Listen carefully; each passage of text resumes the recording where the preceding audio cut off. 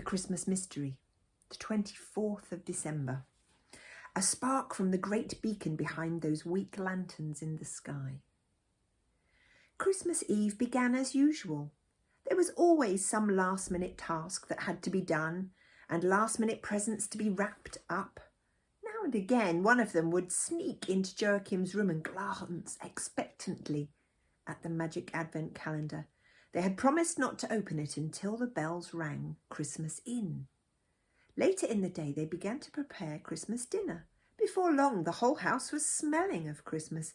At last, it was 5 o'clock. Papa opened a window and now they could hear the church bells ringing. Nobody said anything, but they all crept into the bedroom. Joachim climbed onto the bed and opened the last big door in the calendar. It was the one that covered the manger with the Christ child. The picture beneath it showed a cave in a mountain. For the last time they sat on the edge of the bed. Joachim unfolded the thin sheet of paper and read aloud to Mama and Papa. The Christ child. It's the middle of the world between Europe, Asia and Africa. It's in the middle of history, at the beginning of our era. Soon it will be the middle of the night as well. A silent crowd is stealing upwards between the houses in Bethlehem. They are a little flock of 7 sheep, 4 shepherds, 5 angels of the Lord, 3 kings of the Orient, 1 Roman emperor, the governor of Syria, and Elizabeth from the long, narrow country below the North Pole. The weak glow of oil lamps is streaming from the windows in a few of the simple houses, but most people in the old town have gone to bed for the night. One of the wise men points up at the sky where the stars are burning in the darkness. They are like sparks from a beacon far away. One star is shining more brightly than all the other stars in the sky. It looks as if it's hanging a little lower in the sky as well. O little town of Bethlehem, how still we see thee lie above thy deep and dreamless sleep. The silent stars go by, murmurs Elizabeth softly, remembering the old carol. The angel imperial turns toward the others, puts a finger to his lips and whispers, hush, hush. The procession of pilgrims gather in front of one of the inns in town. In a moment or two, the innkeeper appears at the window. When he sees the group outside, he nods firmly and points to a cave in the wall of the rock. The angel ethereal whispers something. It sounds like the words of a nursery rhyme. And while they were there, the time came for her child to be born, and she gave birth to her son, her firstborn. She wrapped him in swaddling clothes and laid him in a manger because there was no room for them in the inn. They creep across the yard and stop in front of the cave. The smell from it tells them it's a stable. Suddenly the silence is broken by the cry of a child. It is happening now. It is happening in a stable in Bethlehem. Over the stable, a star is twinkling. Inside the stable, the newborn child is wrapped in swaddling clothes and laid in a manger. This is a meeting of heaven and earth, for the child in the manger is also a spark from the great beacon behind those weak lanterns in the sky. This is the wonder. It is a wonder every time a new child comes into the world. This is how it is when the world is created anew under heaven. A woman is breathing deeply and weeping, not out of sadness. Mary is weeping quietly, deeply and happily. But the child cries, "Drown out, Mary." The Christ child is born. He has been born in a stable in Bethlehem. He has come to our miserable world. The angel ethereal turns solemnly toward the other pilgrims and says, "Unto you is born this day in the city of David a Saviour." The Emperor Augustus nods. And now it's our turn. Everyone is to take up their places. Everyone must remember their lines. We have rehearsed this for almost 2,000 years. Quirinius speaks at a sign from the emperor. "Shepherds, take your flock out into the fields and never forget to be good shepherds. Wise men, depart to the desert and mount your camels, each of you. May you never cease to read the stars in the sky. Angels, fly high above the clouds, all of you. Do not reveal yourselves to people on earth unless it is absolutely necessary, and never forget to say, fear not, for now Jesus is born. The next moment all the shepherds and sheep, the angels and the wise men had vanished. Elizabeth was left alone with Quirinius and the Emperor Augustus. I must hurry home to Damascus, said Quirinius. I have an important role to play there. And I must go back to Rome, said Augustus. That is my role. Before they went, Elizabeth pointed at the stable and asked, Do you think I may go in? The Emperor smiled from ear to ear. Of course, you are to go in. That is your role. Quirinius nodded energetically. You haven't come all this long way just to hang about. With those words, the two Romans started running back along the way they had come. Elizabeth looked up into the starry sky. She had to tilt her head far back to see the big star which was shining so brightly. Again she heard the cry of a child from inside the cave, so she went into the stable. Papa got up from the bed and punched Joachim on the shoulder. Well, we certainly took a remarkable advent calendar home with us this year, he said. He seemed to have finished with it all. Joachim wasn't as pleased as he was, for what had happened to Elizabeth? Mama sat for a while too, thinking. When she got to her feet at last, she said, Christmas dinner will be ready soon. Perhaps you could put the presents under the tree while we're waiting. There were a few little surprises this year as well. That was exactly what she said. Then the doorbell rang. It was Joachim who opened it again, and again old John was standing outside. Today he was beaming even more than yesterday. I've come just to thank you, he said. Mama and Papa hurried up and beckoned him in. The macaroon cake was put on the table again. Only the topmost ring was missing. Papa had to put a ball of red marzipan on it instead. Joachim brought out coffee cups and plates. They sat around the coffee table, and John looked at all three of them in turn. He had a mysterious expression on his face. When I drew the large picture on the magic advent calendar, he said, I tried to do it in such a way that there would always be something new to discover. All God's creation was like that, I thought. The more we understand, the more we see in the world around us, and the more we see in things around us, the more we understand. So there will always be something new to discover, if only we have our eyes and ears open to the remarkable world that we live in. Papa nodded, and John went on, but I didn't know that the calendar was made so that the person who read the scraps of paper would also solve the old mystery of the little girl who had disappeared from town almost 50 years ago. Have you found out something more about Elizabeth? Asked Joachim. But John didn't have time to answer, for the next moment the doorbell went again. Mama looked at Papa and Papa looked at Mama. You'd better open it, Joachim, said John. I expect you're the person who has opened all the doors in the magic advent calendar. Now you must open this last door as well, but you must open it from the inside. As he crossed the floor, Joachim noticed that Mama and Papa were holding hands. Surely they weren't afraid that it might be the angel Ethereal come to visit. When he opened the door, a woman, aged about 50, was standing there. She was wearing a red coat and had fair hair with a little grey in it. The woman gave him a big smile and held out her hand. Joachim, she said. Joachim felt a bit dizzy, but he knew who she was, so he shook her hand.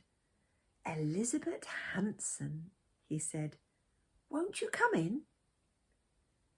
When they came into the sitting room, Mama and Papa were still holding hands. Now the old flower seller gave up keeping a straight face and burst out laughing.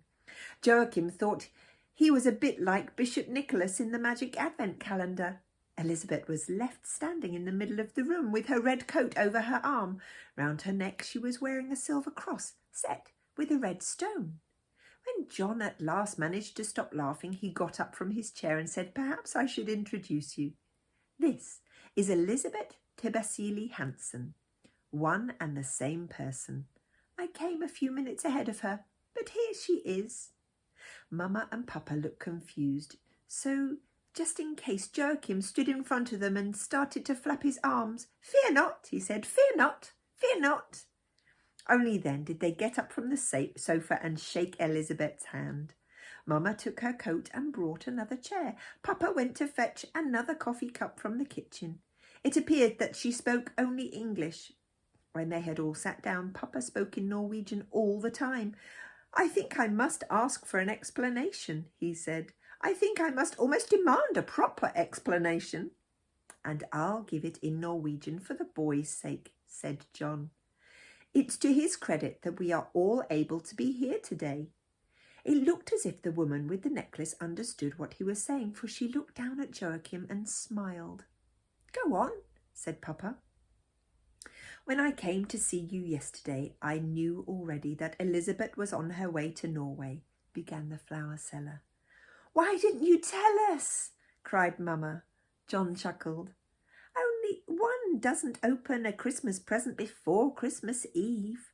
Besides, I couldn't quite be sure whether she would really come. I couldn't even quite be sure who would be coming." Papa began to shake his head. For a while it looked as if he would never get it back straight again. "No, I don't understand this," he said. So John explained what had happened. "It began several days ago when I talked to Joachim on the phone. For many years I've tried to trace either a certain Elizabeth or a certain Tibasile, for I was convinced that she was one and the same person. But it was Joachim who hinted to me that perhaps Elizabeth used Tibasile as her last name.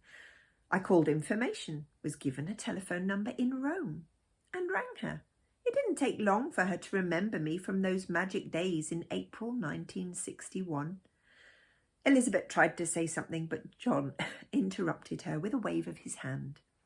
I told her the story of a mother who had lost her child in 1948.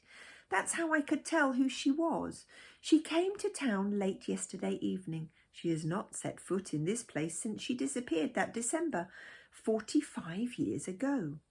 Papa jumped up from the sofa and went to the phone. "What is it?" asked Mama. "I promised to phone Mrs. Hansen as soon as I heard anything." John laughed. "Elizabeth stayed with her mother last night. They scarcely closed their eyes, but everything is in good order, I assure you." "Well, then, I must phone the police," insisted Papa, "so that they can close the old case of the girl who disappeared." "That's been arranged as well," replied John. "You can't have heard the news today. The whole country is delighted about it." Papa sank back in the sofa. There was nothing more for him to do. He could only sit and listen to the rest of what John had to tell. "May I ask a question?" he said. "Exactly what did happen in December 1948? And don't tell me that Elizabeth set off after a lamb and met an angel called Ethereal." He turned toward Elizabeth and asked her the same question in English. She put a hand to her mouth to keep back an explosion of laughter and sighed at John that he should answer. "She always begins to laugh when we talk about that," explained John. "We can't agree on it. I'll give you Elizabeth's explanation first. She thinks the police in this town did a very bad job, but I think we should begin at the other end." "Begin at whatever end you like, as long as you can get to the ends that meet," said Papa. "Elizabeth grew up in a little village near Bethlehem," said John. "The people there lived off the poor land they tilled, but even this poor land was taken away from them. When I met Elizabeth in Rome in the spring of 1961, she had lived in different refugee camps, first in Jordan, afterwards in Lebanon. She went to Rome in order to explain the refugee situation. Well, never mind, we can talk about that later. But Elizabeth really did go to Bethlehem in December 1948. She came to poor persecuted people who needed God's help. That's what she meant when she said she had been kidnapped by an angel. She meant that she had been kidnapped by someone who wanted to help the people in the villages round Bethlehem. She grew up there as a shepherd girl so that she was able to stroke the soft fleece of the lambs at an early age, just like Elizabeth Hansen in the Magic Advent Calendar. So she suddenly disappeared in Rome, said Papa. Why didn't she want to see you again? I've asked myself that question many times in the years that have passed since. The answer is that she had to be very careful about who she talked to. That is why she turned her name upside down and took Tebesile as her surname. We mustn't forget that there was a war in the country she came from. Elizabeth was afraid of being kidnapped again. Go on, said Papa. When I told her I believed her angel story, her suspicions were aroused. She was afraid I might be a dangerous person where her own safety was concerned and for the Palestinian people. But wasn't Elizabeth Norwegian? Mama wanted to know. Yes, she was Norwegian, answered John. Elizabeth thinks she was kidnapped by some very unhappy people who were willing to do almost anything so that the world should have its eyes opened to the suffering of the Palestinian people. All the same, it was dreadful to kidnap an innocent child, said Mama. Of course, you're quite right. Elizabeth thinks they must have intended to take her back, perhaps to the people who kidnapped her, to try to get her father to write in the papers about all the people who had driven from village to village and finally herded into huge refugee camps outside their own country. So why wasn't she taken back? Interrupted Papa. Elizabeth says she remembers very little until she was looked after by a big family in the tiny village outside Bethlehem. And what is your explanation? Asked Mama. You know what that is already, said John. Joachim was sitting on the edge of his chair. You think she did follow the lamb with the bell and met the angel Ethereal in the woods? He asked. John nodded. I still do. No, said Elizabeth. Yes, said John. No, said Elizabeth, and laughed.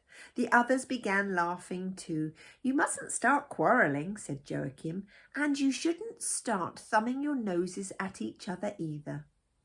I believe Elizabeth's story, said Papa. And what about you? Asked John, looking at Mama and Joachim.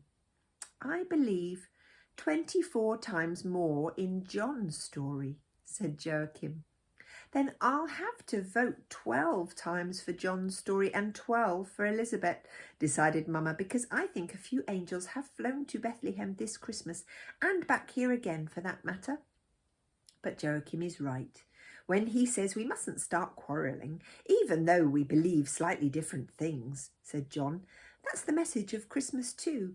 Maybe it's the greatest of all truths that the glory of heaven is easily scattered, at least if we humans share in dividing it out. When I wrote on those scraps of paper that I folded up so carefully and put inside the Magic Advent Calendar, I had a few clues. I had heard about Elizabeth Hansen, who had disappeared, and I had met Tebesile in Rome, and I had the old angel stories to rely on as well. The rest of it I had to imagine myself. Silence fell in the sitting room. You managed it very well, said Mama. John smiled shyly. The imagination also is a tiny piece of the glory of heaven that has strayed down to earth. It too can be scattered very easily. It's all amazing, said Mama. We open the last door in the old Advent calendar and hear about Elizabeth, who goes into a stable in Bethlehem to welcome the Christ child into the world. Immediately afterwards, the same Elizabeth rings on our own house. So it almost seems as if this house is the same as the stable where Jesus was born. She stood up and put her arms around Elizabeth. Welcome, back to Norway, my child, she said. That was a funny thing to say, since Elizabeth was almost 20 years older than Mama. Thank you very much, said Elizabeth, and she said those words in Norwegian. A little later the phone rang. Papa took it, and Joachim knew at once who he was talking to because he heard Papa say, "We're all overwhelmed. The Christmas present of the year, Mrs. Hanson. Yes, now I believe in angels as well. Here she is. And a happy Christmas, a very happy Christmas to all your family." Papa made a sign to Elizabeth and gave her the receiver. She spoke in English, so Joachim couldn't understand what she was saying, but he thought it must be strange to talk to your own mother in a foreign language. Before long, Elizabeth and John had to leave, but they would all meet again after Christmas because Mama and Papa and Joachim had been invited to a big Christmas party at home with Elizabeth's family. The guests were escorted to the front door. Outside it was snowing heavily. Papa asked whether Elizabeth could remember any Norwegian from when she was small. She stood under the outside light while the snow poured down on her red coat. Suddenly she bent down and stretched out her hand as if she was trying to catch the dancing snowflakes. "Lambkin, lambkin, lambkin," she said. She put her hand up to her mouth in alarm. The next moment she started running. A few seconds later she and the old flower seller were gone. Late that evening, when Joachim was going to bed, he stood for a long time in front of his window, staring out into the Christmas night. There had been a huge fall of new snow, but now it was clear enough to see the stars. Suddenly he caught sight of some figures running past down the road. It was not easy to keep his eyes on them, for he could see them only in the light of the street lamps, and the sight only lasted for only a second or two. Joachim thought he had recognised the angel Ethereal and all the others who had accompanied Elizabeth to Bethlehem. That night they had escorted her back. That's the end of the chapter and the end of the book.